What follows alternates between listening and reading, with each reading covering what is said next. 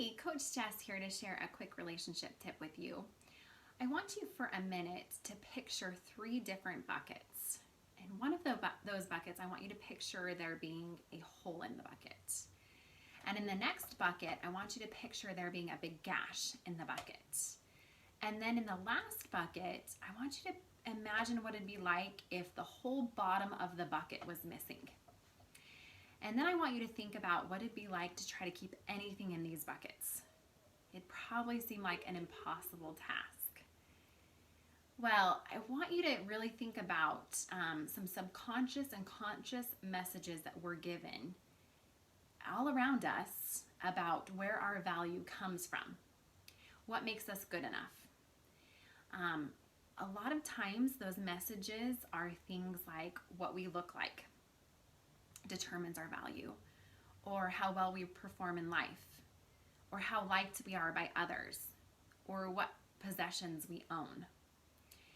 And if you think about it, it's kind of like having a value bucket or a self-esteem or a self-worth bucket that has a hole in it, or maybe even a gash, or maybe the whole bottom of the bucket is missing, depending on how much we value or we base our value off of these things.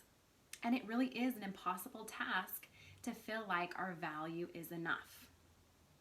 And we're always feeling like our value is changing, and it's always in jeopardy of being lost, and it's a very, very scary place to live.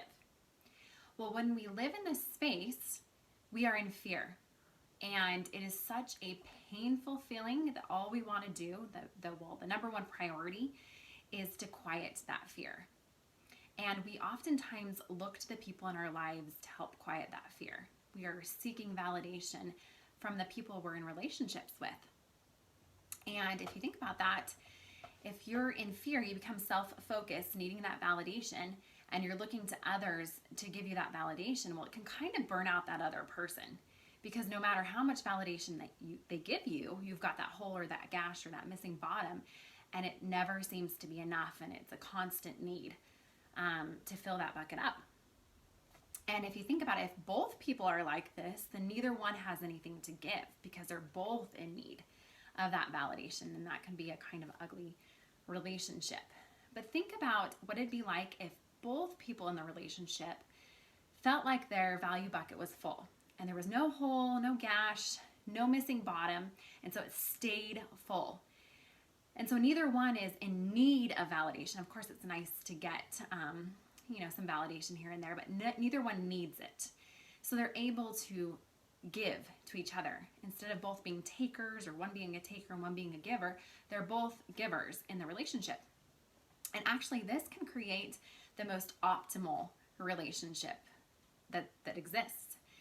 And it's important to remember that in any relationship that you're in, you're 50% or half that relationship. And the most important thing you can do in any relationship is to work on your own self-esteem or your own value or your own self-worth, because then you don't become that taker in that relationship. You can be that giver. We don't have to be victims to the messages that we have been fed about our value. It's just a belief. And what's nice about a belief is that a belief can be changed. So we don't have to believe that our value is based off of the way we look, or our performance, or how liked we are by others, or what we own. We can find a new belief that serves us better and helps us in our life and in our relationships. And I would love to show you how to do that. Our Clarity Point program can really help you get out of that fear state and into a place of trust. And if you visit me at claritypointcoaching.com/JessicaLemon, and that's Jessica with an A, not an I, there is a free clarity assessment that you can take, and it helps us determine what fears may be present that are standing in the way of you being in a state where your bucket can stay full.